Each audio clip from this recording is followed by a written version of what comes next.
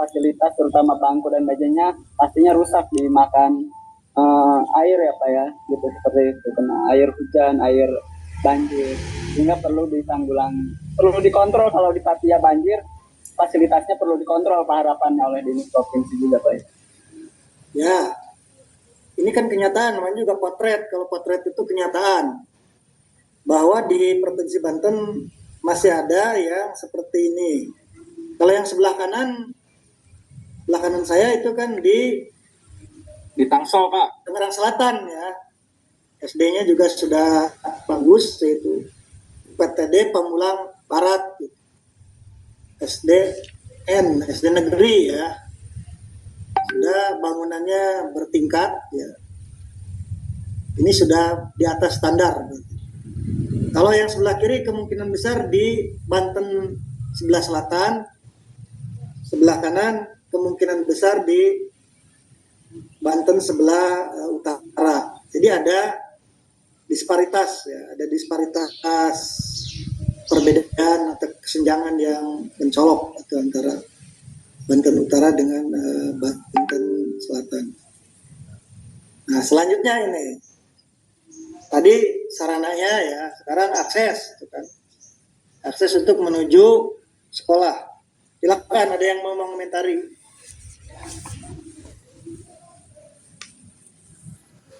Itu terjadi Pak di Rangkas Bitung Pak, beberapa bulan lalu Pak, yang waktu banjir juga. Tapi sekarang sudah diperbaiki kayaknya. Di daerah Sajira kalau nggak Somang itu Pak, yang dulu banjir. Di Cimarga juga biasanya kan ya, kayak gitu. Iya, Saya dulu KKM-nya di Cimarga juga. Apa kayak jembatan gantung kayak gitu juga. Jangan-jangan itu yang roboh. Kalau nggak salah itu kan, ya, memang yang viral. Masih ada ya potret yang seperti ini, berarti masih ada gitu ya di Provinsi Banten gitu.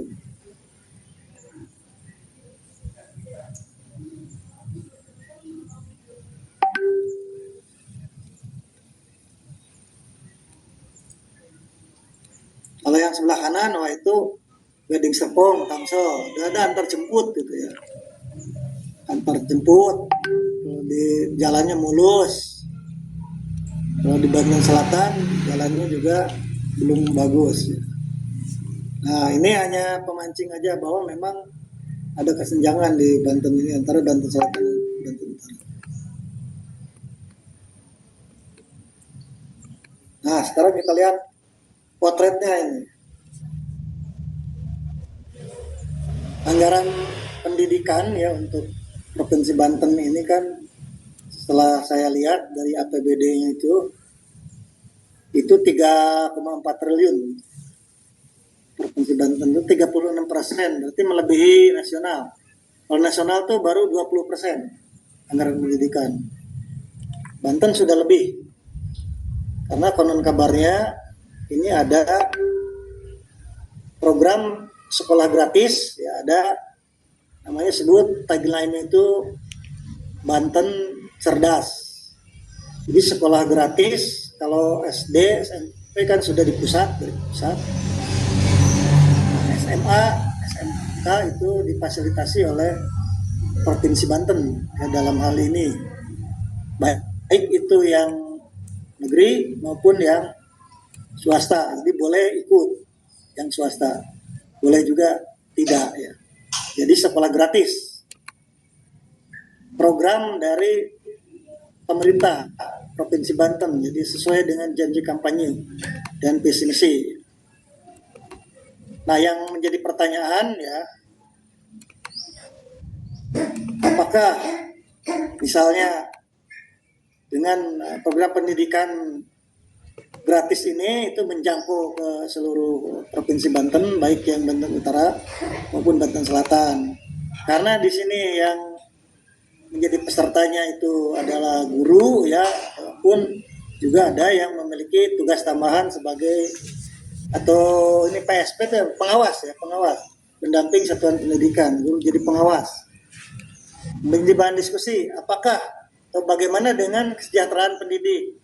Apakah dengan anggaran 3,4 triliun ini tuta wakaseknya naik jadi 2,5 juta menjadi 5 juta misalnya, atau bahkan turun. Tuta wali kelasnya naik dari 4,5 menjadi 8,5 atau turun gitu. Bukan, maksudnya bukan turun, jadi ada perubahan nilai gitu ya.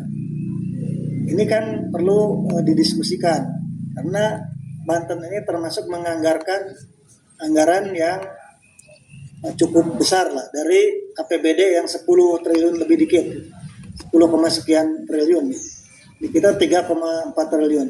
Mungkin anggaran paling besar itu ada di Dindik ya. Barangkali ada di Dinas Pendidikan anggaran yang terbesar. Masa Silakan, saya minta pendapatnya. Bagaimana dengan anggaran pendidik? Apakah tambah sejahtera dengan anggaran yang sebesar ini, atau misalnya ada sedikit penurunan dari tunjangan tuta atau misalnya tunjangan tambahan? Silakan, Bapak dan Ibu. Siapa yang mau berpendapat? Kita diskusi saja. Saya Bu Neni, ya. Bagus, langsung namanya raise hand biar kelihatan oleh saya. Kalau Langsung Pak Hilman, wakilkan suara kami, Pak Hilman. kan, silakan Bu Bu Neni Neni dulu. dulu mungkin. Bu Neni. Bu Neni dulu silakan. Yuk, suarakan.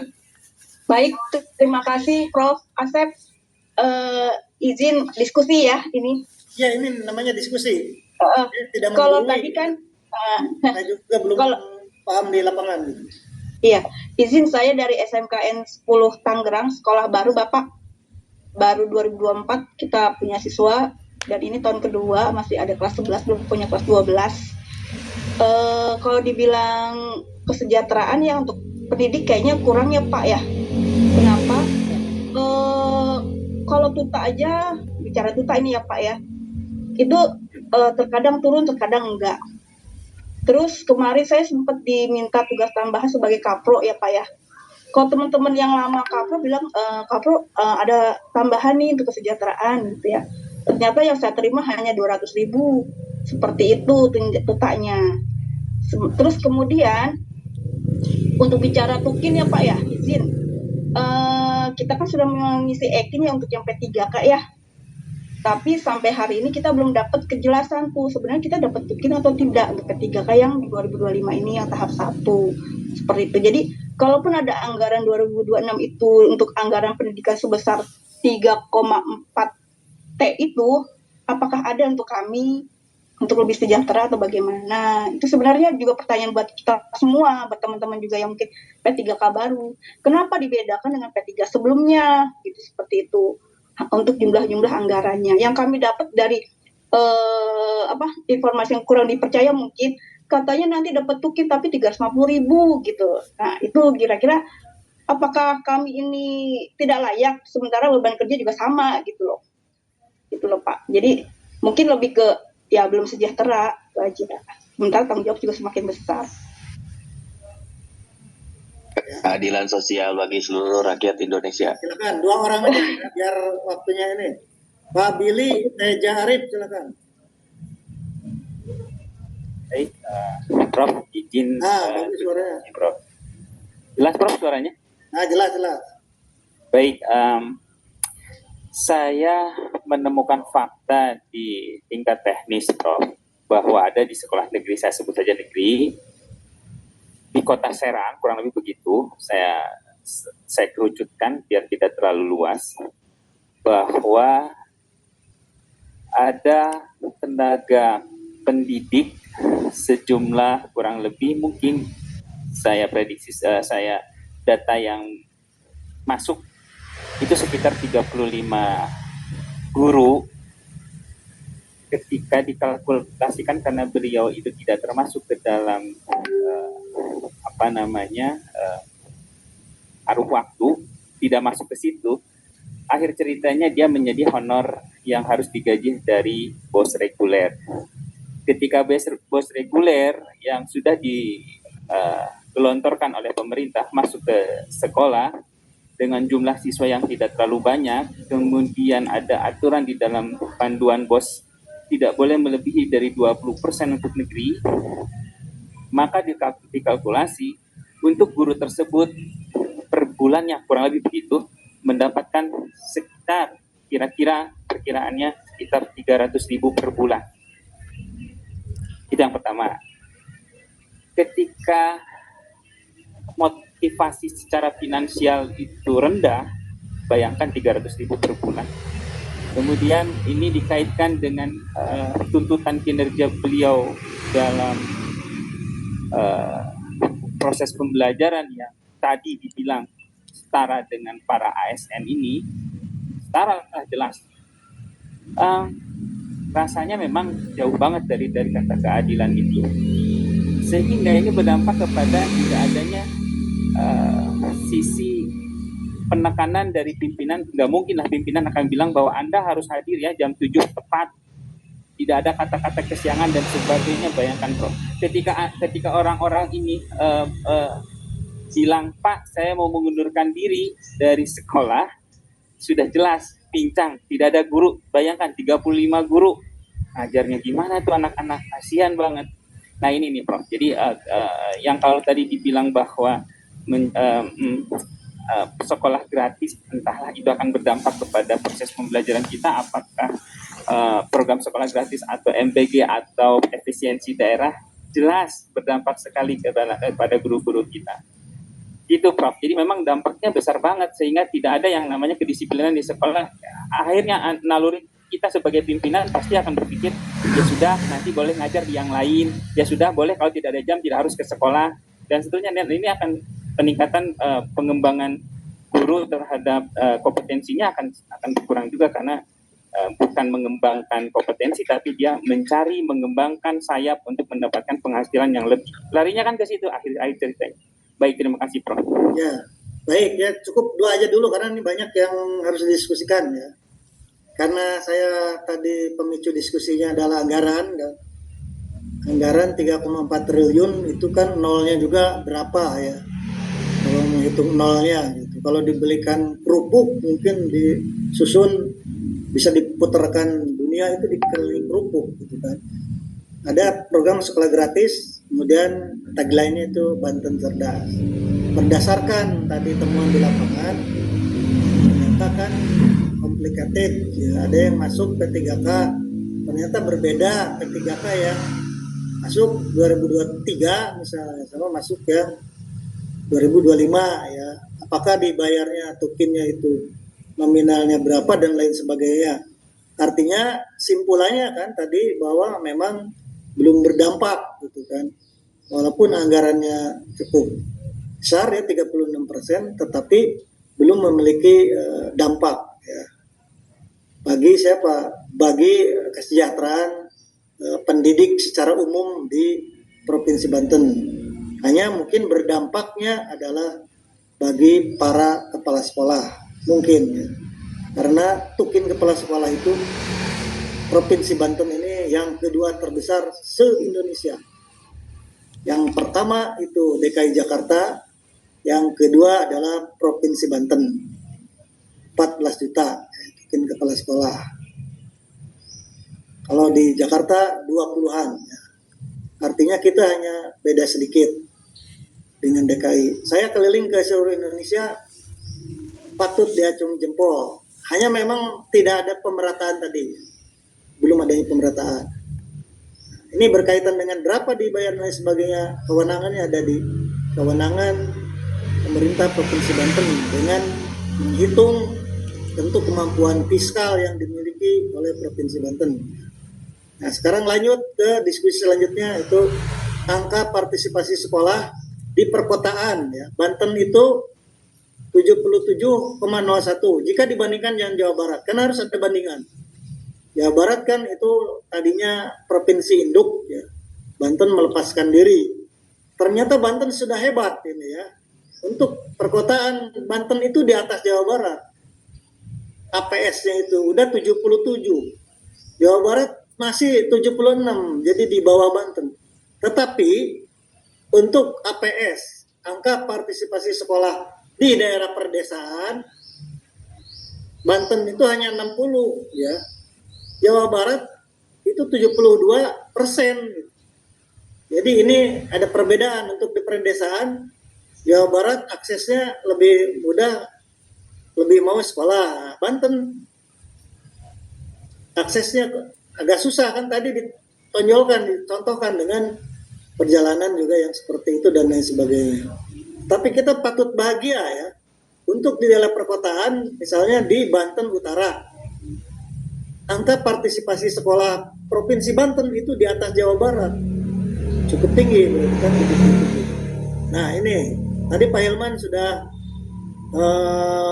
raise hand, bahan diskusinya. Mengapa di perkotaan tinggi sedangkan di perdesaan rendah? Silakan Pak Hilman.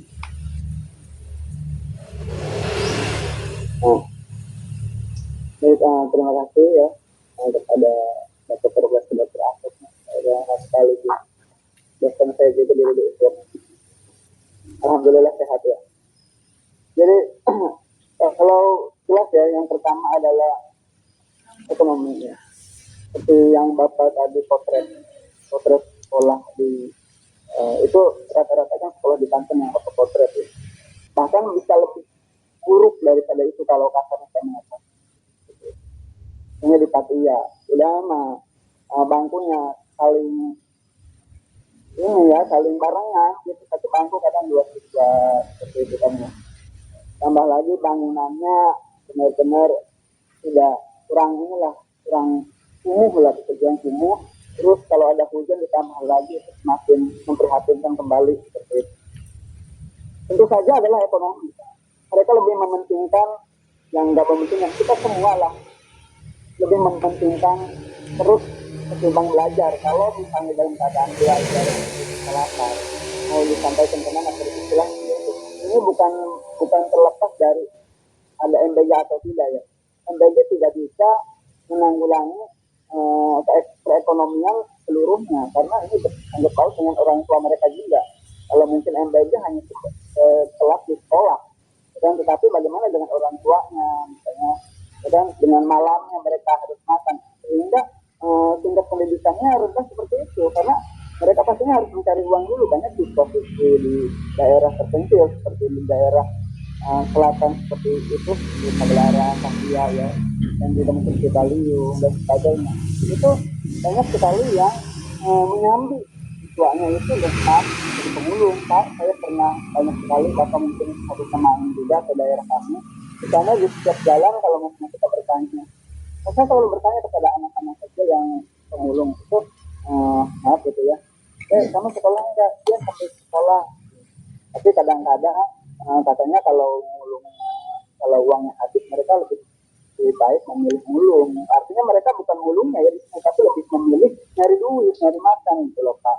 Dan itu kan harusnya tanggung jawab bangsa dan negara. Dan setelah proses di Indonesia undang-undang mengenai pendidikan. Tapi pendidikan ini terhalang oleh tergantung oleh terus yang lapar. Jadi itu sangat memprihatinkan. Itu rilis dari saya. Terus saya ingin menambahkan dari rekan saya, rekan kami semua yang ada di sini, bahwasanya data Pak 2025 saya tak alhamdulillah Pak memangnya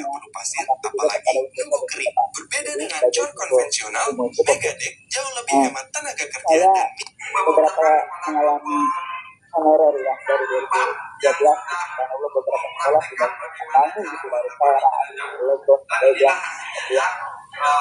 Dan sekarang saya ada di Legon, saya sudah akan kebijakan Bejang. Saya lulus dan tetang saya juga mewakili 2025 dan rumah. Padahal saya Pak, memang tahu diri dan tetang yang lainnya. Saya adalah P1, artinya saya lulus 2021. Tapi baru diangkat 5 tahun ke depan ini di 2025. Itu pun subhanallah sekali, masih uji sabar lagi dengan kinerja yang dipotong, yang tidak seharusnya dipotong. Kalau dipotong saya tidak mengalami masa yang kebara gitu. Ini masih 350 benar seperti yang rekan kami tadi bilang, katakan seperti itu. 350 ribu itu jujur aja untuk kuota saja, kuota rumah gitu, ibarat kata begitulah untuk apresiasi penghargaan. Maaf kalau bilang kata ya, semoga tidak ada baperan gitu ya. Jadi kalau memang kita mau membangun bangsa dan negara, apa yang saya bicarakan itu jangan baperan gitu. Jadi kalau memang pendidikan mau maju, ya dengarkanlah nasib guru yang paling bawah. Karena kita mendengarkan nasib guru yang paling bawah, otomatis yang paling di atas dari kami juga terangkat gitu. Tapi kalau hanya mengangkat bahwa nggak terangkat gitu. Pak Hilman, cukup ya, karena masih banyak yang mau berdiskusi. Ya, Sudah takut kita semoga barokah dan lanjutkan dulu ya ini. Nah, karena tadi ya, mengapa di perkotaan tinggi di perdesaan rendah? Ternyata di Banten itu kan terjadi ketimpangan antara Banten Selatan dengan Banten Utara. Kesulitan akses itu pasti di Banten Selatan ya, tidak meratanya infrastruktur yang dikatakan Pak Hilman tadi. Misalnya di Patia sering banjir dan lain sebagainya, makanya ini tidak merata pemerataannya. Nah, selanjutnya kalau dari segi mutu misalnya ada disparitas kompetensi pendidik ya. Jadi kompetensi pendidiknya itu tidak sama. Karena tadi akses, kalau di daerah perkotaan kan akses internet juga kenceng gitu ya. Kalau di daerah pedesaan di gunung-gunung akses internet itu susah. Harus nyari sinyal ke atas kemana ya. Kesenjangan akses teknologi informasi yang sulit ya, sehingga mutu pendidikan ya tentu tidak terlalu bagus. Kemudian dukungan lingkungan belajar ya, ekosistem belajar itu belum optimal dan lain sebagainya. Ini dari segi mutu. Kemudian dari segi efisiensi, jadi belum efisien. Tadi yang dikatakan kurang optimalnya penggunaan sumber daya, biaya, waktu, tenaga, dan dana untuk mencapai hasil pendidikan yang maksimal. Artinya tidak merata. Yang P3K 2025 begini, yang P3K sebelumnya begini, gitu.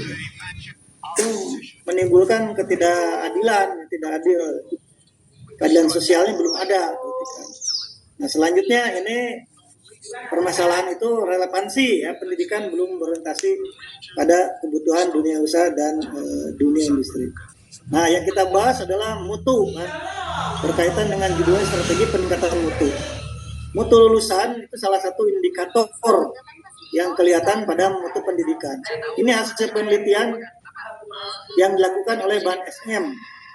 Karena saya dulu selama 4 tahun menjadi anggota BAN SM, tentu memotret kualitas, memotret mutu pendidikan dari SD, SMP, ya, SMA, SMK, MTS misalnya dan lain sebagainya. Hasil penelitian itu bahwa mutu pendidikan itu ditentukan ya, dipengaruhi secara signifikan oleh proses pembelajaran. Mutu pendidikan itu secara signifikan dipengaruhi oleh proses pembelajaran. Kemudian yang menjadi ujung tombak proses pembelajaran adalah guru atau pendidik. Jadi makanya di sini kinerja guru ya sangat berpengaruh terhadap proses pembelajaran. Kemudian kinerja guru bisa dijelaskan oleh manajemen sekolah. Ya, manajemen sekolah ini pengelolaan satuan pendidikan itu kan di bawah manajernya, yaitu manajernya itu namanya KSP kan, bukan kepala staf presiden ya. KSP itu berarti kepala satuan pendidikan. Kalau di kita disebutnya apa? Kepala sekolah kan? Berarti Kepsek, berarti kepala sekolah, kepala satuan pendidikan yang menjadi manajernya gitu kan. Ini banyak yang menjadi manajemen sekolah itu melalui di manajemen teknik, ya manajemen sarana, manajemen prasarana dan lain sebagainya. Nah, hasil penelitian simpulannya yang bawah, simpulannya itu hasil belajar siswa merupakan inovasi pembelajaran yang dilakukan oleh guru. Maka kalau ingin meningkatkan mutu pendidikan dalam hal mutu lulusan, yang harus dioptimalisasi adalah proses pembelajaran yang ujung tombaknya adalah guru atau kinerja guru. Silakan, ini sekarang kita berdiskusi lagi. Setujukah tidak misalnya Bapak dan Ibu apa yang perlu ditambahkan di sini? Silakan Bu Fitrawati.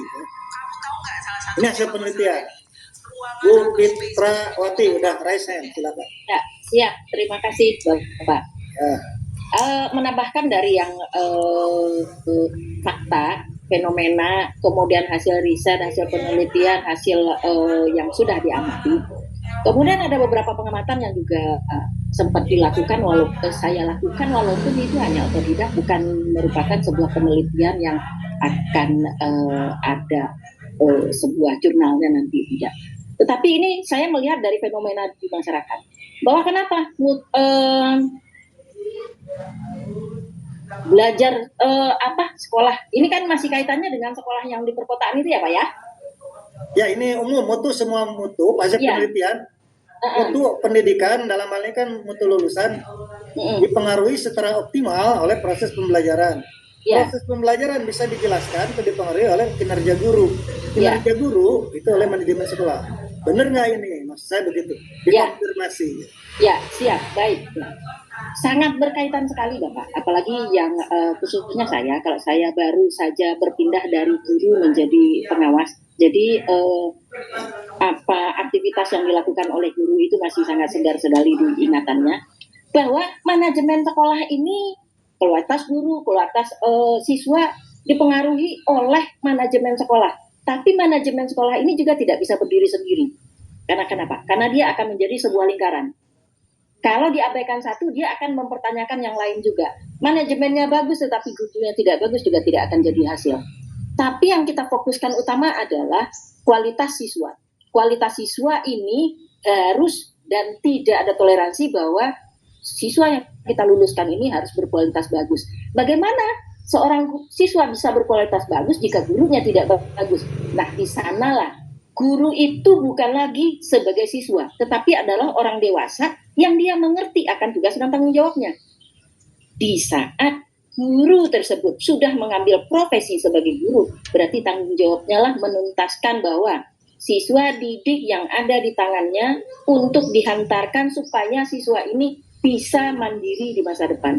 Kalau saya waktu menjadi guru, saya menyampaikan kepada siswa dan kepada guru-guru yang lain bahwa tugas siswa belajar itu bukan hanya untuk sekedar mendapatkan nilai atau ijazah, tetapi tugas siswa itu adalah bagaimana caranya dalam proses pembelajaran. Kalau di SMA atau SMK adalah 3 tahun, selama 3 tahun tersebut mereka mempersiapkan diri supaya bisa cari duit. Kalau orientasinya untuk goalnya itu ke sana, apapun juga akan dilakukan oleh orang untuk memperoleh itu. Dan guru, tugasnya si guru ini? Tugasnya si guru ini adalah bagaimana caranya si guru tersebut menyediakan skill, keterampilan, kompetensi atau apapun itu sehingga siswa yang dipercayakan kepada tangannya bisa memperoleh kemampuan sehingga begitu dia lepas dari sekolah tersebut, siswa tersebut bisa cari duit. Jadi kalau hanya sekedar dapat ijazah saja, sekedar dapat ilmunya bahasa Indonesia dihafalkan, sejarah dihafalkan, matematik dihafalkan, semua dihafalkan, tetapi tidak mengerti mengaplikasikan sehingga ilmu itu juga tidak bisa menjadi duit. Nah, di saat tidak bisa mengaplikasikan itulah orang menyebut bahwa anak ini tidak kompeten, lulusan di sini tidak bagus, guru di sana tidak pintar mengajar siswanya. Begitu lebih kurang Pak. Jadi semua terima kasih ya. Sungguh konfirmasi yang sangat komprehensif dan selamat kepada Bu Fikrawati. Sekarang sudah menjadi pengawas ya. Siap Bapak. Istilahnya PSP begitu ya, pendamping Satuan Pendidikan. Pendamping Satuan Pendidikan, tapi sekarang sudah dikembalikan lagi namanya menjadi pengawas Pak. Pengawas yang pensiunnya 65 tahun kan ya Bu? Insya Allah kalau 2 tahun ke depan saya bisa masuk ke 4D. Harus Bu, karena udah ada di Provinsi Banten, ada beberapa orang saya lihat gitu ya, bahkan asesor Ban SM dulu ada tuh Pak Dokter siapa yang dari Lebak itu. Ya, ada asesor, beberapa asesor jadi pengawas, sekarang udah pengawas utama saya lihat. Ya, 4E ya Pak Ujang Pak. Pak Ujang, yang lain lagi ada yang dari Lebak, banyak Pak Iqbal. Oh iya, siap. Siap Bapak. Mudah-mudahan Ibu juga bisa mengikuti jejaknya. Amin. Karena kan kata Bung Karno itu the sky the limit, jadi hanya langit itu yang jadi gantungan cita-citamu setinggi bintang di langit. Ya. Kalau jatuh di antara bintang-bintang, orang lain bisa, mengapa kita tidak bisa, kan begitu ya? Iya. Ya, saya setuju dengan Ibu tadi bahwa yang penting itu kualitas lulusan, yaitu mutu pendidikan. bagaimana guru itu menciptakan lulusan yang bisa bersaing dengan orang lain, daya saingnya itu. Maka ini hasil penelitian berarti sudah dikonfirmasi ya oleh ibu di lapangan, karena ibu saya yakin secara empirisme ya, kalau ini kan hasil penelitian ya, hasil penelitian berdasarkan data-data. Secara empirisme tadi sudah dikonfirmasi memang proses pembelajaran itu yang paling penting, sehingga tentu harus ada peningkatan kualitas gurunya. Cukup ya ini komentarnya, kan nanti masih banyak yang dikomentari. Siap. Nanti bagian yang lain komentari. Nah, berkaitan dengan mutu ya, tentu mutu itu kan kualitas ya. Kalau guru sudah jelas, pendidik itu ada guru, ada apa di undang-undangnya ya. Tapi karena ini yang sedang dibahasnya adalah guru, kita yang bahasnya adalah guru pendidiknya itu di tingkat SMK, SKH, kemudian SMA gitu ya. Nanti kan berhubungan dengan Pak Herianto, Pak Adang, dan Pak Sopandi gitu ya, betul kan? Kalau salah diluruskan. Pak Adang, Pak Herianto, Pak Sopandi. Yang ngetes saja saya. Yang di atasnya Pak Adang siapa? SMA.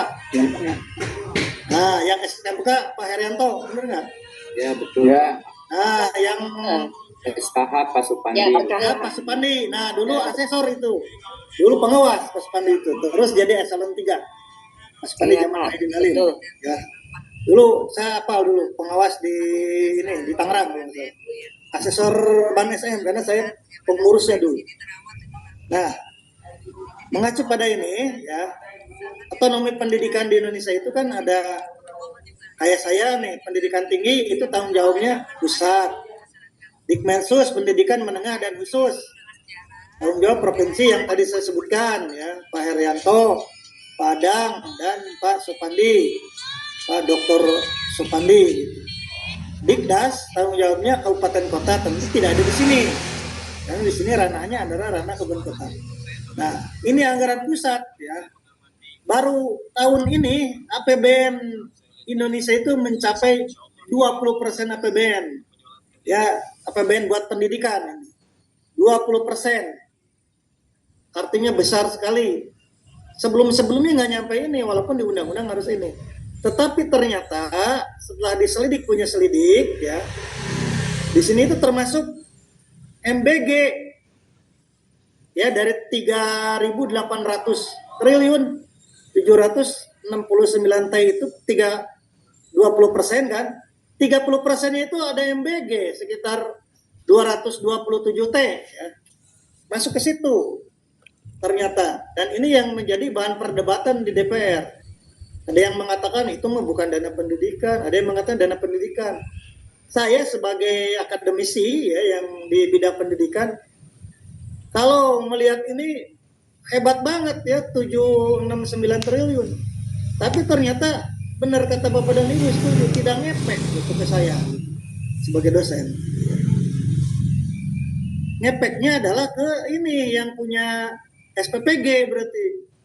Karena 227 triliun itu untuk makan bergizi gratis gitu ya. Nah sekarang status guru benar nggak itu? Ada dua ya, aparatur sipil negara itu ada yang statusnya PNS, ada yang statusnya P3K, ada yang paruh waktu, ada yang penuh waktu. Betul nggak ini? Perlu dikonfirmasi. Betul, Pak. Ya? Betul. Nah, sama dengan saya ini dosen. Status saya PNS.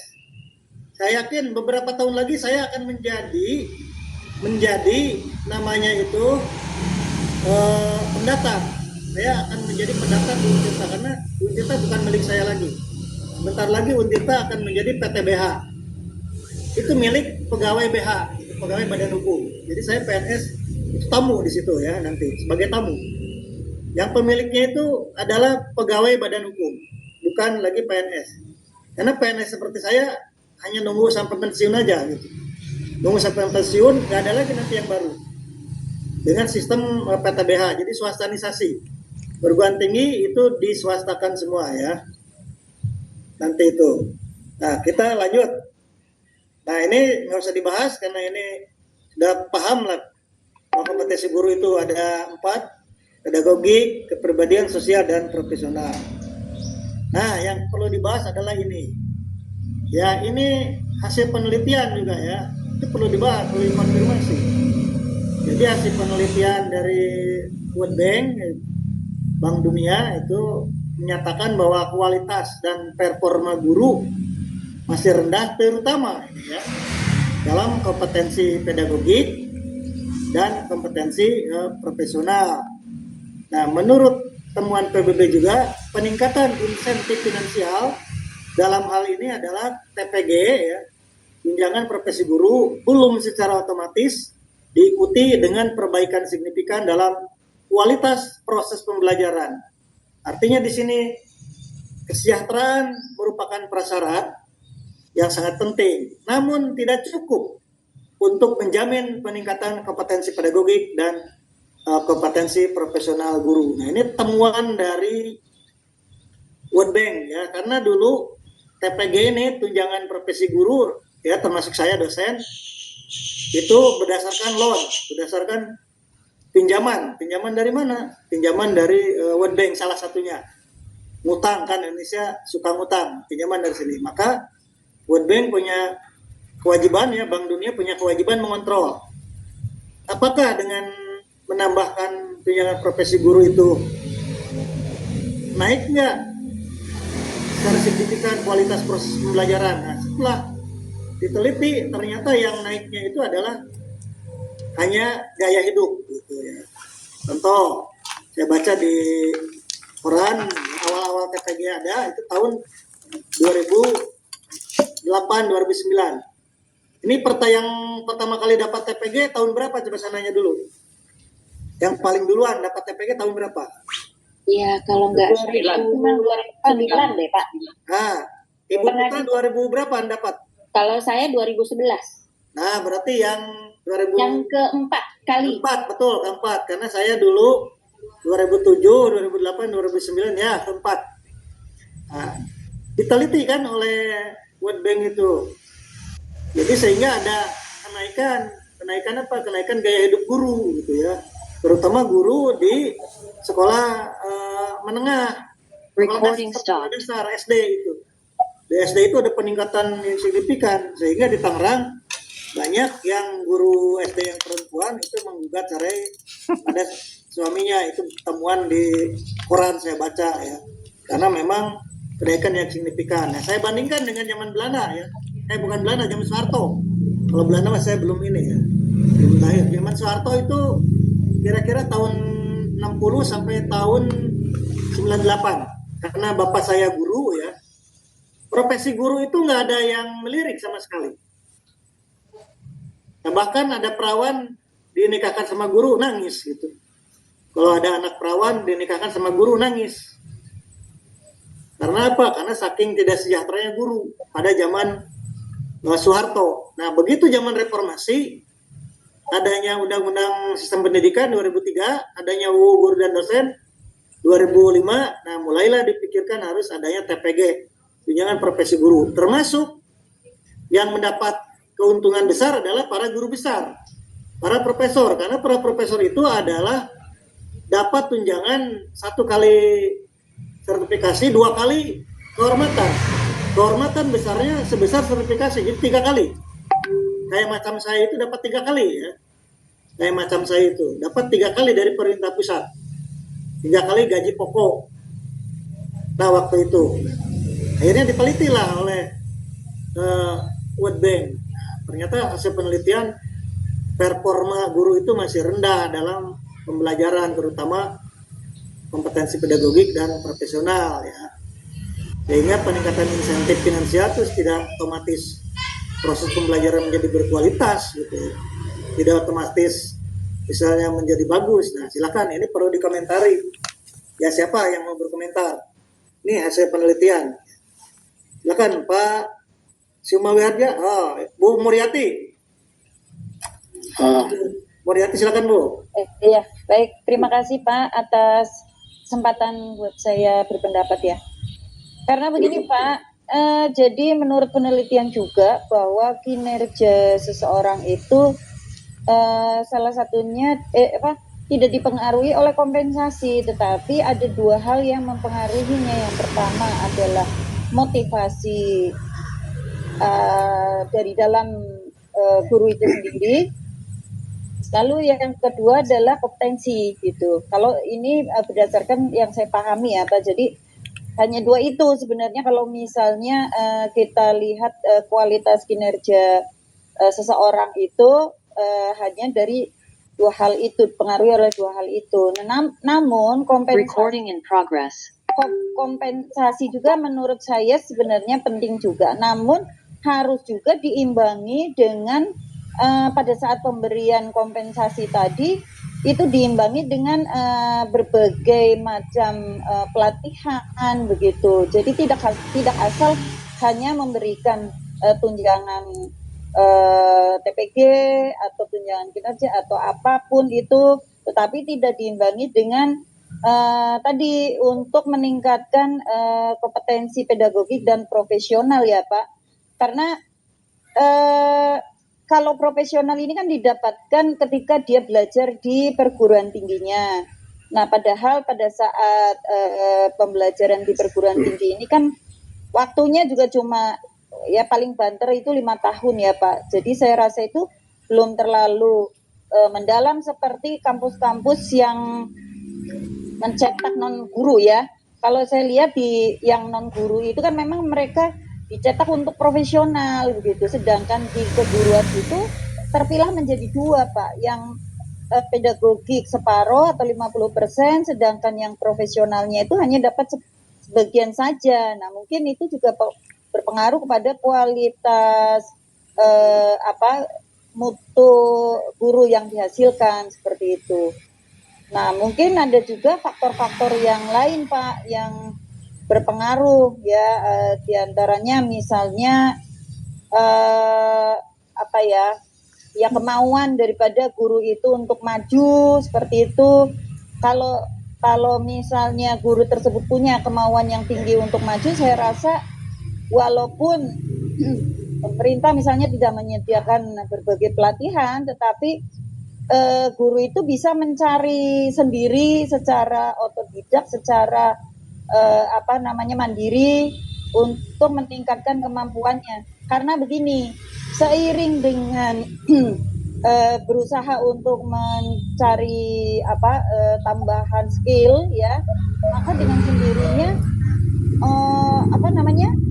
uang dengan sendirinya akan datang ke dia gitu. Jadi mesti ditanamkan kepada guru bahwa motivasi internal itu penting untuk meningkatkan kemajuan dirinya, karena itu akan seiring dengan perkembangan pendapatannya. Baik Ibu, cukup ya, karena Ibu sudah secara komprehensif ya menjabarkan ini, dan bahkan Ibu menambahkan faktor-faktor lain ya, menambahkan variabel lain berkaitan dengan meningkatnya kualitas kompetensi pedagogik dan profesional, harus dikaitkan dengan faktor motivasi ya, motivasi intrinsik dalam dirinya sendiri, kemudian juga faktor kompetensi. Maka kalau faktor kompetensi tentu adalah untuk menjadi guru harus disiapkan dari apa? Bahkan kalau perlu dari zaman Orde Lama, dari SMP, SMA itu ada khusus guru gitu, sampai ke kuliah ya, dari segi kompetensi. Dan bahkan untuk menjadi guru harus orang-orang yang terbaik gitu, karena dulu itu guru tidak sejahtera, maka orang-orang yang terbaik kabur ya, dulu itu kabur, nggak maulah jadi guru, gajinya atau penghasilannya atau pendapatannya nggak sebanding dengan kerjanya dan lain sebagainya. Saya kira cukup ya, karena masih banyak yang harus didiskusikan. Nanti kita diskusikan lagi yang lain, Pak Budi dan kawan-kawan. Nah, strategi sekarang. Jadi strategi meningkatkan mutu guru yang disebut oleh Ibu itu ada di nomor 1. Tadi ya, continuous professional development, atau bahasa Indonesia kan dia ya, pengembangan keprofesian berkelanjutan. Silakan Pak Budi Handayani ini dikomentari yang nomor 1. Kaitkan yang tadi kan harus ada pelatihan katanya. Jadi harus ada PKB ya. Budi Handayani. Ya, terima kasih Pak atas kesempatannya. Sekarang saya Dari pengembangan keprofesian berkelanjutan kalau di Indonesia kan ya, ini kan saran World Bank. ya, terima kasih. Izinkan saya menyampaikan gagasan saya berkaitan dengan profesional apa namanya? Pengembangan keprofesian berkelanjutan atau PKB ya. Ya, ini sangat penting. Sebelum ke sana, kita sebagai guru pasti yang tadi ya diawali dengan keprofesionalan. Kenapa? Pasti karena kita hampir semua mungkin dan mungkin tidak semua ya lulusan universitas yang notabene strata S1 lah untuk syarat untuk menjadi guru. Otomatis ketika dia masuk ke dunia pendidikan, dia sudah memiliki kompetensi sesuai dengan bidang masing-masing. Ketika dia menjadi guru, tuntutan zaman ya begitu besar, otomatis ketika dia hanya mengandalkan kemampuan yang dibawa dari dunia kampus ke lapangan, itu tidak dipandang cukup ya, karena setiap saat pendidikan itu selalu berkembang. Otomatis si guru ya wajib dia mengembangkan kompetensinya yaitu dengan melakukan pendidikan dan pelatihan. Itu prasyarat, terutama ya guru-guru yang mungkin lulusan terdahulu ya, dengan salah satunya dengan cara mengikuti workshop yang kita lakukan sekarang pun itu salah satu mengembangkan potensi guru maupun pengawas di sini gitu kan. Jadi intinya sangat penting sekali dan sangat diikuti oleh semua guru khususnya gitu kan, terutama yang guru-guru yang sudah kan lulusannya udah dulu. Jadi intinya mengupgrade diri untuk selalu terbuka untuk teman-teman yang baru. Jadi itu yang bisa saya sampaikan. Terima kasih. Ya, tadi menyangkuti apa yang disampaikan Ibu Murwati ya. Tadi bahwa memang guru yang berasal dari S1-nya murni itu secara konten bagus ya. Secara konten bagus, secara pedagogik itu tidak bagus. Saya pernah menemukan guru tersebut nilai uji kinerja guru itu tinggi ya, hampir 86 kalau nggak salah. Pinter orang, tapi karena dia waktu itu jam 5 di jadwal. Itu akan pas ya. Kemudian dia menjadi guru, ketika mengajar tidak dipahami lagi anaknya. Ya, ini orangnya sangat pinter kan. Orang itu karena dari S1 murni gitu, SSI gitu ya. Tapi begitu mengajar kompetensi profesionalnya bagus, kontennya ya, tetapi kompetensi pedagogiknya kurang bagus, dan bahkan dia cenderung merasa dia yang paling pintar gitu. Karena memang dia tidak belajar psikologi pendidikan, tidak belajar dasar-dasar pedagogik dan lain sebagainya. Nah itu kondisi di lapangan. Nah, sekarang berkaitan dengan PKB ya, PKB itu profesional berkelanjutan, mulai dari itu kata Bapak tadi kan pengembangan diri ya, diklat fungsional dan lain sebagainya. Hari ini pun kan diklat itu. Nah, diklat itu salah satu bentuk pengembangan diri kan, udah banyak dilakukan oleh guru ini. Kemudian ada namanya publikasi ilmiah yang masih sedikit saya temukan guru terbiasa publikasi ilmiah ya, itu masih sedikit. Misalnya guru menulis artikel buat jurnal, guru kewajiban menulis atau melaporkan PTK atau classroom action research, tetapi ternyata hasilnya itu tidak ditulis dalam bentuk artikel untuk dikirim ke jurnal ilmiah ya. Bisa juga ini publikasi kan dalam bentuk presentasi pada seminar, jadi nanti masuk ke proceeding kalau publikasi itu, dan lain-lain. Ada nggak misalnya guru menyampaikan hasil PTK-nya disaksikan oleh teman-teman guru yang lain? Nah ini pun salah satu bentuk presentasi ya. Nanti tinggal dipublikasikan. Publikasi itu harus dibaca banyak orang, jadi harus mempengaruhi orang gitu. Kalau Bapak dan Ibu lihat, ketik saya di Google Asep Muhyiddin Untirta, ketik di Google, lihat di Google Scholar berapa tulisan saya. Kalau tulisan saya ada 10 berarti mitnah itu. Berarti ya, kalau tulisan saya hanya 10 biji misalnya, hanya 20 biji, hanya 30 biji, itu fitnah gitu ya. Tinggal dibaca. Nah, itu publikasi ilmiah. Ya, saya setuju tadi kalau mengembangkan diri bagus, nanti kesejahteraan datang. Ya, mengembangkan diri guru itu bagus, kesejahteraan datang. Karya inovatif sebagian sudah dilakukan oleh guru ya. Biasanya membuat alat peraga, tetapi setelah dicek alat peraga itu menjadi alat peragu gitu. Setelah saya ngecek meriksa yang guru PPG itu kan ada portofolionya alat peraga, kok begitu diperiksa menjadi alat peragu ya. Jadi harus sampai menjadi benar-benar alat peraga gitu. Kalau misalnya guru SMK bisa karya teknologi dan lain sebagainya. Sekarang saya mohon komentar. Pengembangan diri tadi udah dibahas ya. Nah, sekarang publikasi ilmiah aja. Adakah yang Pak Suharto silakan mengenai publikasi ilmiah? Terima kasih Prof. Mohon maaf kamera error jadi nggak bisa nyala. Tidak apa-apa, yang penting suaranya terdengar. Siap. Publikasi ilmiah. Ini ada yang handphone. Publikasi ilmiah ini sangat penting sebetulnya untuk peningkatan profesionalisme guru. Namun mulai tahun berapa saya lupa ini tidak menjadi syarat untuk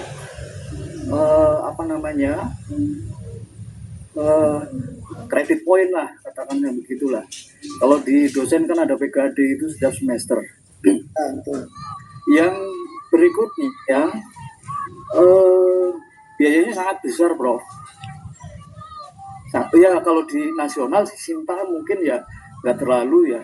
Terakhir saya mempublikasikan di JKPD Bapeda Banten tahun 2025 tahun kemarin lah ya. Tapi untuk yang internasional kan sampai belasan juta. Ini yang menjadi kendala. Itu Prof, terima kasih. Ya, terima kasih. Jadi Bapak sudah one step ahead from order, jadi sudah menulis duluan daripada orang lain ya. Tadi ditulis di Alhamdulillah Q2 ini kan, nanti lama-lama ke artikel tingkat internasional kan, lama dulu lokal dulu, nasional, Sinta, kemudian internasional. Ya, alhamdulillah udah salah ini. Ya. Nah, pembelajaran efektif selama ini misalnya sudah dilaksanakan sih sebenarnya kan ini di sekolah. Jangan sampai hanya berdasar asumsi, ya harus berdasarkan evidence. Evidence itu berdasarkan bukti ya. Jadi pembelajaran efektif berbasis bukti. Pendekatan pengajaran yang menggunakan data empiris, bisa penelitian ilmiah, bisa hasil asesmen untuk merancang instruksi yang efektif. Makanya ketika mau ngajar awalnya ada apa dulu tuh sebutannya itu? Asesmen diagnostik kan ya? Nah itu salah satu buktinya ini, pembelajaran efektif berbasis bukti, evidence based learning atau evidence based teaching gitu. Sekarang udah mulai harus jangan menggunakan asumsi, harus menggunakan bukti, harus menggunakan evidence ya. Nah makanya ada guru itu apa namanya tuh berdiferensiasi gitu kan. Nah itu kan berdasarkan evidence, yang penting maya ya, berdasarkan temuan-temuan awal, bukti-buktinya. Kalau ada lain kurang pan tadi kadin orang kan di Arujimah tadi orang pos orang kurang kemana ya. Ini. Terus tadi ngobrol di Pak Iya teh Pak Oyeh cenah isukan arek iya nanta arek nonton ngarana monitoring cenah mah monet ya baru dak PKL beri makanya si kurang teh asal yang Pak Soleh gitu nya aya teh Pak Soleh ngahubungi Pak Rahmat Pak apa Bayu sekarang ada namanya factory apa teaching itu tepa gitu ada kan di SMK itu teaching factor. Baru dak mah kemah kudu diikeun heula Pak bejaan nanti baru rakna tah kan ini ya, kalau dulu kan disuruhnya harus ada portofolio siswa itu, ya itu bukti kan, jangan sampai ngasih nilai itu, wah ini mah ini nilai 90 ya, ini sini nilai 80, ini 70, tapi tidak ada buktinya. buktinya itu mau sampai 90 itu apa gitu. Oh, Itulah disebut pantesan keur hari berdasarkan Sabtu ge. bukti-buktinya jadi evidence based. Keur Jadi guru itu Sabtu sebenarnya keur Sabtu dititeh ka rumit dia sakola sebenarnya ya areueuh kalau padahal memang guru serius. urang mengawean Makanya eta mengapa di nu Finlandia penekanan pendidikannya tapi unggul, sama sekali nu datang muridnya cek urang 20, dia ngajak gurunya 2 badak gitu. Di Indonesia ge muridnya paganda 50, Pak. gurunya 1. Wajar aja. Nah, lain Sejahteranya soalnya kalau kita itu hari kitu berarti mungkin anjing ka sakola teh lah nya ya aya teh kalau tah di harga sisa emas aya gaji guru itu aya hanya transport oge di 2 gram kinti emas, boleh deh nya. kalau di Finlandia 20 gram emas gitu. Nya geus Itu diseratkeun beda bayaran sugan ilmunya. isukan marah cager penting Ini ulah ya. begadang ge penting ulah Terakhir begadang yang terus ketiga dari PBB ini supaya saran isuk harus ada bisa teacher seger sugan ke performance sakola accountability. Jadi namanya tuh kalau tuh nya penilaian yang kinerja guru diseratkeun tuh harus lagi berdasarkan nya hade yang benar, jangan mohon asal ya. seratnya Contoh nih, saya ada laporan begini ya. Kepala sekolah ini melaporkan pada data Dapodik tidak sesuai dengan kenyataan di lapangan. Sehingga ada guru yang dirugikan. Misalnya ada guru yang bermasalah, tetap tunjangannya cair gitu. Karena ternyata laporan di Dapodiknya itu guru yang ngajar 30 jam itu dikurangi menjadi 24 jam. Ya, guru yang ngajar 35 jam dikurangi itu menjadi 25 jam. Guru yang nongkrong di rumah semua tunjangan cair, saya juga masih bingung. Karena kalau di perguruan tinggi ya ada beban kerja dosen itu ya tidak cair selama 6 bulan gitu. Tapi kalau di sekolah, loh kok bisa ya? Kata saya orangnya di rumah selama 6 bulan tapi sertifikasi gurunya cair, tunjangan kinerjanya cair. Berarti kan ini tidak akuntabilitas, kan tidak akuntabel berarti. Ya.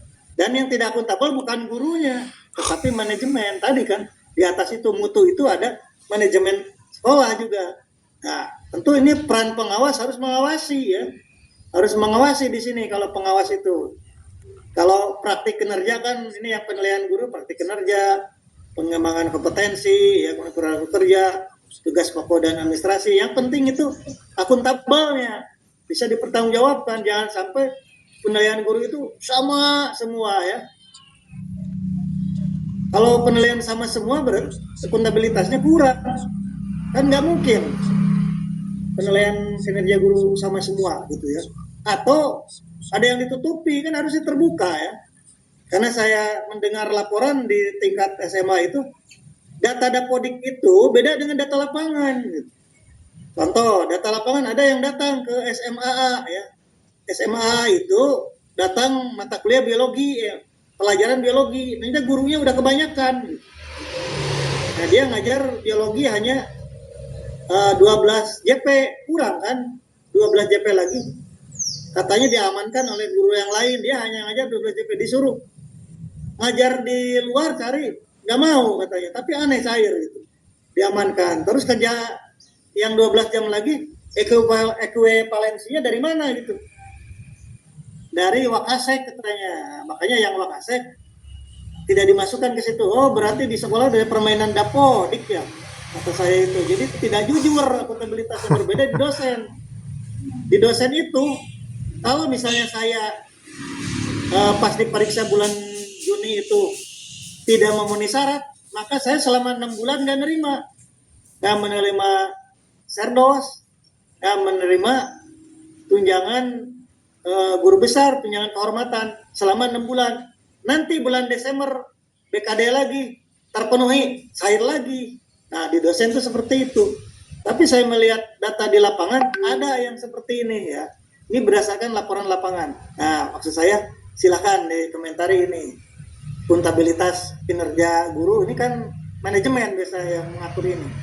Ada nggak kira-kira yang seperti ini? Silakan Bu, Bapak, siapa? Gantian ya yang belum komentar. Pak Sumami Harja mau berkomentar. Nih siapa?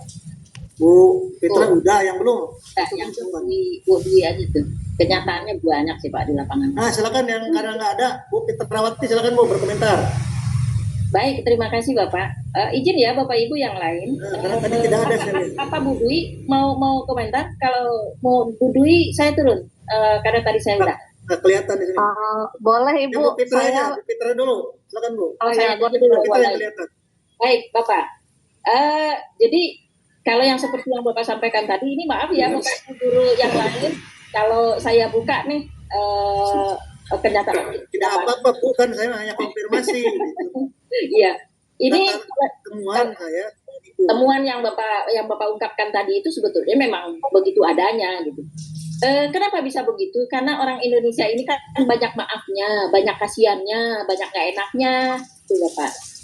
Jadi demi kesejahteraan bersama sehingga si A mengajar sekian yang memang sesuai dengan yang cair sertifikasi itu sebetulnya sesuai dengan mata pelajaran atau sertifikasinya yang diambil. Nah, karena ada beberapa guru yang memang mata pelajarannya itu nggak ada di sana, terlalu banyak guru dan sejenisnya, sehingga jam ini bagi-bagi. Walaupun pada kenyataannya dia nggak ngajar itu. Contoh, ini ya, salah satu aja, di SMKN lah, gitu. Sekian. Ada mata pelajaran produktif. Mata pelajaran produktif ini kan jamnya gede lah. Hanya saja nggak ada gurunya. Nah, diajarlah oleh guru yang mata pelajaran entah apa saja. Yang penting dia dianggap punya kompeten. Dianggap kompetennya dari mana? Oh, guru ini gercep nih kalau nyari materi, dia bisa penyesuaian dan segala macam. Kemudian kedekatan mata pelajaran. Contoh guru produktif ngajar dari guru matematik, oke lah kayaknya gitu. Masih mending, agak-agak mending. Guru akuntansi diajar oleh guru ekonomi atau guru IPS gitu, walaupun itu sebenarnya kan nggak masuk itu. Jamnya ngajarnya banyak, kemudian dia ngajarnya di yang lain tuh ya sedikit, tapi karena memang saling bantu ya akhirnya kayak begini kenyataannya. Dan satu lagi yang Bapak sampaikan tadi itu juga benar adanya. Kasiannya karena kenapa? Oh ini kok gurunya nggak pernah ngajar tapi kok sertifikasi cair, ini tunjangan itu cair. Ya itu tadi, ada beberapa di antara guru kita yang udah sebentar lagi mau pensiun, sehingga semangat mengajarnya itu udah nggak ada. Akhirnya di SK-nya ada, tetapi pada kenyataan hadirnya dititipkan ngajarnya sama guru lain dan sejenisnya. Iya, nah enggak. Sebenarnya banyak ini fenomena yang Bapak Ibu guru yang lain yang juga bisa gitu. Tapi ya cukup kita di sini aja karena nanti repot ya. Bahan diskusi. Kalau kita diskusi akademik ini ya. Ya. Silakan Pak Abdullah. Enggak, bagus. Nah, ada komentar Pak Abdullah yang belum. Ya Pak, Assalamualaikum warahmatullahi wabarakatuh. Terima kasih Pak Profesor Asep izin saya untuk berdiskusi bersama teman-teman semua gitu ya, menanggapi fenomena yang Bapak bilang tadi bahwa di dunia pendidikan khususnya di manajemen bermain di dapodik seperti itu ya Pak. Karena memang saya lihat hampir semua sekolah sih ya memang seperti itu Pak gitu. Begitu juga dengan saya yang kebetulan saya ini guru produktif Pak. Saya ngajar di SMK Tangsel jurusan TKJ. Kebetulan sertifikasi saya dulu tahun 2013 saya multimedia Pak dulu. Sekarang di SK-kan TKJ. Tapi untuk tahun ini kebetulan saya mengajar dasar TJKT dan dasar PPLG gitu ya. Nah yang dasar TKJ ini yang sesuai dengan SK saya malah tidak linear Pak gitu. Otomatis saya SKTP saya yang Januari kemarin nggak terbit kan gitu. Akhirnya untuk menanggulangi hal seperti itu ya saya tukeran jam gitu ya, saya tukeran jam gimana caranya supaya linear gitu, supaya valid datanya gitu. Tapi bukan berarti saya nggak ngajar terus di situ dibuat ngajar gitu, nggak gitu. Untuk jumlah jam saya alhamdulillah udah pas 24 jam Pak gitu, hanya pertukaran aja Pak gitu, karena kalau nggak seperti itu mungkin banyak guru-guru yang nggak cair sertifikasinya seperti itu. Mungkin itu aja, terima kasih. Terima kasih Pak. Yang penting Bapak kan udah cair dan 24 jam kan. Alhamdulillah Pak. Kinerjanya artinya 24 jam, beserta misalnya kan ada equivalensi, misalnya dari kalau wali kelas, tugas tambahannya kan ada kalau kepala lab, kepala jurusan, kepala perpus, tiket dan lain sebagainya. Yang penting 24 jam, jangan sampai tadi yang dikatakan oleh Bu Fitra ya, tidak pernah nongol ya ke sekolah, tapi duitnya cair. Apa itu tidak korupsi? Kan begitu. Dan saya temukan bahkan begini, ada yang dikorbankan. Mengapa SKTP-nya yang ngajarnya bagus ya, yang ngajarnya rajin, belum cair SKTP-nya, yang lain udah cair. Ya karena yang lain itu ternyata ya anak saudara pemilik dan lain sebagainya dari manajemen misalnya, kan gitu. Nah, maksud saya itu yang disebut oleh Bank Dunia akuntabilitas kinerja guru tuh harus ada akuntabilitasnya. Jangan sampai kayak Korea Utara sama rasa udah aja pindah ke Korea Utara. Kan di mana-mana juga ada dong yang berprestasi gitu. Ada ya dong yang kurang berprestasi dan ada yang tidak berprestasi. Nah, ketika saya dapat laporan loh, mengapa disamaratakan ada guru yang justru ini malah ntar dulu cairnya karena mendahulukan yang ini gitu kan, dan lain sebagainya. Bahkan ada yang guru kena kasus ya, misalnya yang rame-rame gitu kan, tidak pernah nongol tapi cair semuanya atau ngenahan gitu ya, di imah bae cair, cuma kewajiban ngabsen doang, nongol motong ngabsen balik pulang. Di guru-guru yang lain kan ngomong akhirnya kan ngomel, untung aja nggak nyampe ke LSM ya, untung aja tidak nyampe ke dunia medsos. Kalau nyampe kan ini berbahaya, rusak citra pendidikan gitu ya. Maksud saya kan begitu ini. Jadi kata Pak Abdullah itu hampir semua begitu. Jadi sudah menjadi budaya. Kalau sudah menjadi budaya ya mengubahnya lama. Bisa berubah, bisa. Tetapi lama. Namanya juga budaya udah mendarah daging. Sama halnya dengan gini ya. Guru yang punya tugas tambahan kepala sekolah berbeda dengan dosen yang punya tugas tambahan rektor, itu lain. Kalau di dosen itu sifatnya itu kolegial, fungsional. Rektor turun, Profesor Anu turun jadi rektor, jadi dosen lagi. Ketika dia bahagia, berbeda dengan guru. Jadi kepala sekolah turun jadi kepala sekolah. Bahagia enggak? Kalau nggak masuk rumah sakit, ya masuk ke rumah sakit RRC di Jakarta, rumah sakit jiwa. Biasanya gitu. Aneh saya juga ya kalau di sekolah itu. Kalau nggak stroke masuk rumah sakit. Rumah sakit umum maksud saya. Masuk ke Jakarta. Ke Grogol, rumah sakit jiwa. Kalau kepala sekolah ya yang diberhentikan gitu. Jadi aneh. Kalau di dosen itu biasa. Jadi rektor nggak jadi biasa, jadi kajun nggak jadi biasa, jadi kan nggak jadi biasa karena sifatnya kolegial gitu sifatnya. Cukup ya, nanti yang mau berkomentar yang bawah aja dulu. Ini udah selesai karena waktu saya paling juga sampai 17.30 karena takut keburu buka gitu. Kalau di saya masih lama di sini. Kalau di Banten kan beda waktu setengah jam dengan di Pematang Siantar. Nah, untuk meningkatkan kompetensi guru itu sudah lanjut ya, sudah lanjut baik itu magister yang baru S1 yang tadi Ibu Fitrawati MPD berarti strip 3 ya, jadi garis 3 gitu. Kalau garis 1 kan itu alhamdulillah garis 1, garis 2 kalau misalnya mau punya anak itu 2 Pak. Iya. magister tuh kan. Kalau garis 3 doktor ya.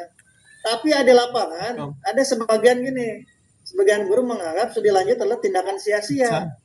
Karena tidak ada korelasi dengan peningkatan karir. Misalnya syarat jadi kepala sekolah atau syarat pengawas, syarat ini syarat itu harus doktor apa harus magister misalnya ya.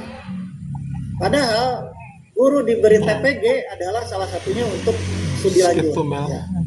Salah satunya untuk studi lanjut. Jadi untuk melanjutkan pendidikan ke jenjang yang lebih tinggi, biar memiliki pengalaman yang lebih banyak, ya kemudian relasi yang lebih banyak, ilmu yang lebih banyak, tantangan yang lebih banyak dan lain sebagainya. Maka disarankan untuk meningkatkan kualitas guru adalah dengan studi lanjut. Ya, tentu studi lanjut ini kalau di Kemenag itu ada beasiswa dari Kemenagnya untuk guru. Nah, saya kurang tahu ini dari pemerintah Provinsi Banten apakah ada ya misalnya beasiswa untuk guru yang melanjutkan studi. Ya mudah-mudahan ada lah gitu. Ada nggak yang guru dibiayai sekolahnya?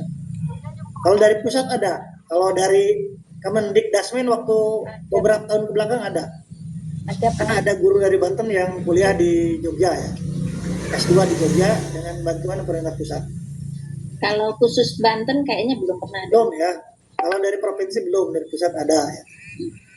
Nah, saya ingin komentar nih. Sebagian guru menganggap studi lanjut adalah tindakan sia-sia.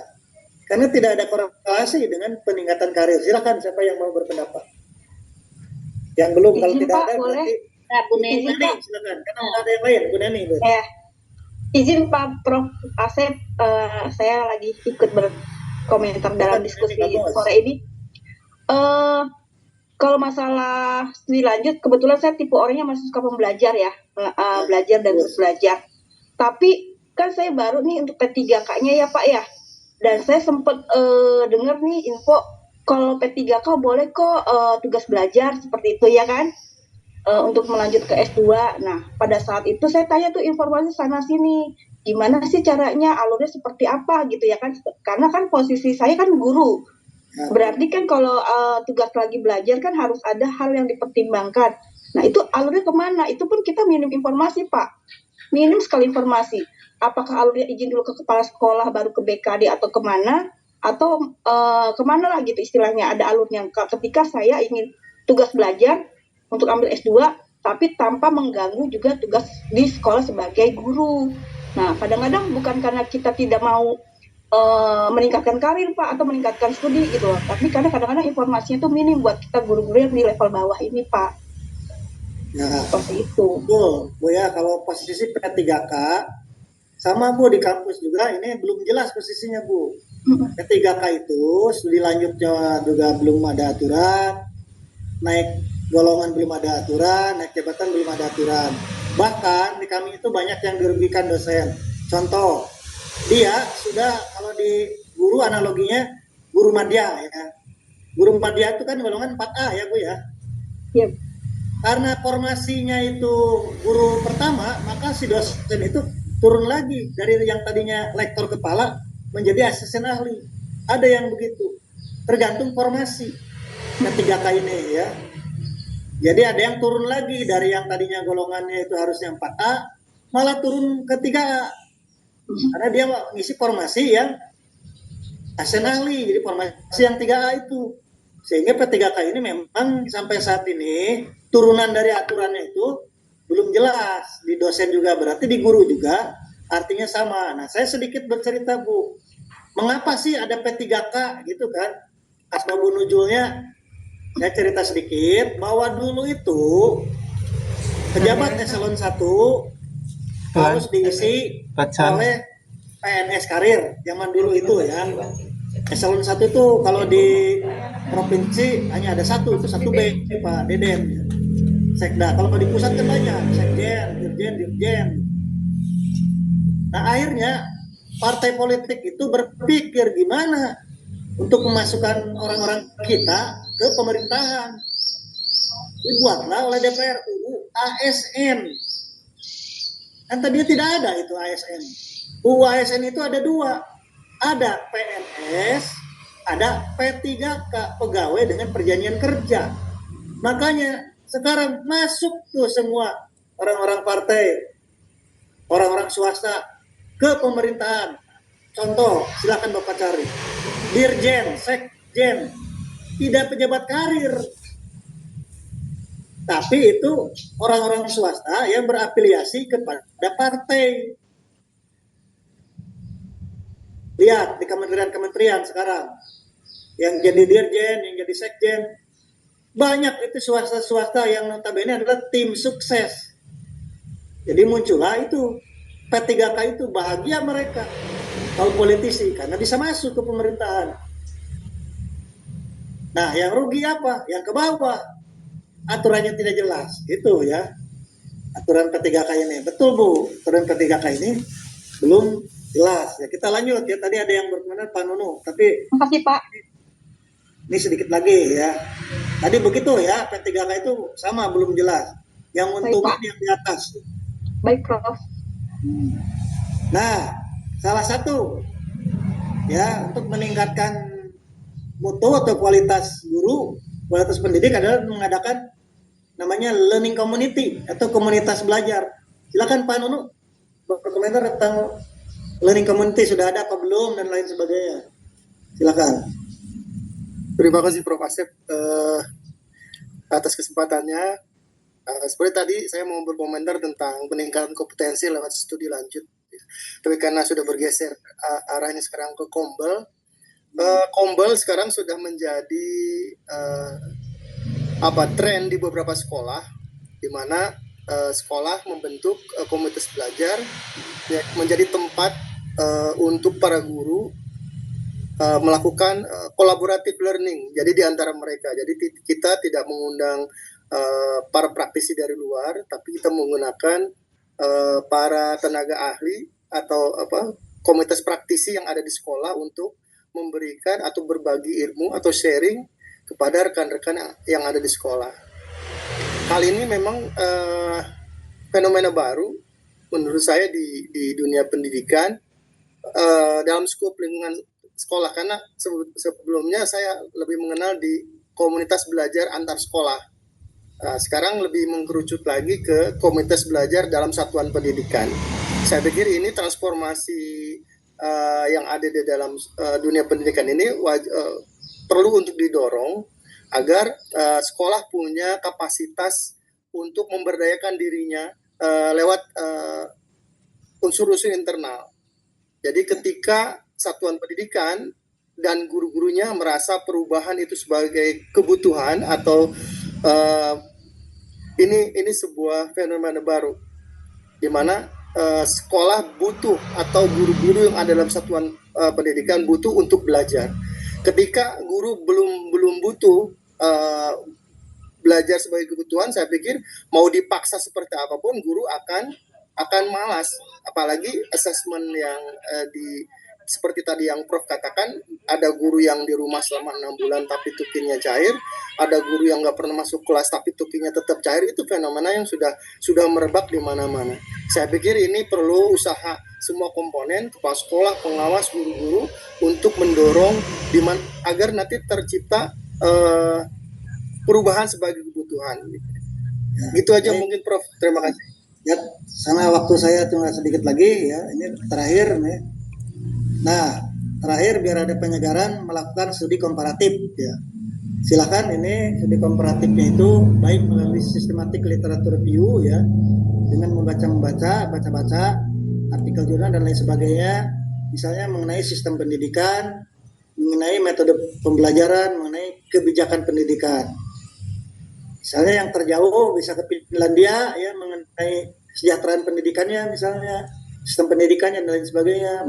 Bisa ke Jepang, atau jangan jauh-jauh, yang nilai UKG tertinggi di Indonesia kan Yogyakarta. Nah, bisa studi komparatif bagaimana kebijakan pendidikannya di Yogyakarta ya, karena Yogyakarta itu nilai UKG-nya tertinggi se-Indonesia gitu. Padahal kan kesejahteraannya tidak tertinggi kan, kesejahteraannya tertinggi DKI, kedua Banten, tapi mengapa nilai UKG-nya tinggi? Nah, kata Ibu tadi mungkin itu dari motivasinya tinggi. Kalau di Jogja itu sebagai bangsa yang dulunya tidak pernah dijajah sebenarnya ya, karena sampai sekarang ada kerajaan kan, berarti tidak dijajah, ada kesultanan, dia berdiri sendiri, berarti hanya sejajar saja di situ. Kemudian karena kompetensinya bagus barangkali, sehingga nilai UKG-nya tinggi. Jadi kesejahteraan itu bukan satu-satunya ya. Nah Bapak dan Ibu, saya mohon waktu karena ini sudah 17.30 ya, sebentar lagi maghrib. Jadi kita tidak ada pertanyaan karena sudah tadi tanya jawab dan lain sebagainya ya. Saya akhiri, jika ada Bung Eslasi kan kesimpan dalam jambangan. Jika ada ucapan terima kasih, maka itulah yang kupersembahkan. Nah, satu lagi, Aura kasih Lina Mariana. Terima kasih. Assalamualaikum warahmatullahi wabarakatuh. Saya mohon meninggalkan terlebih dahulu ya, meninggalkan Jum. Karena ini Terima kasih Prof.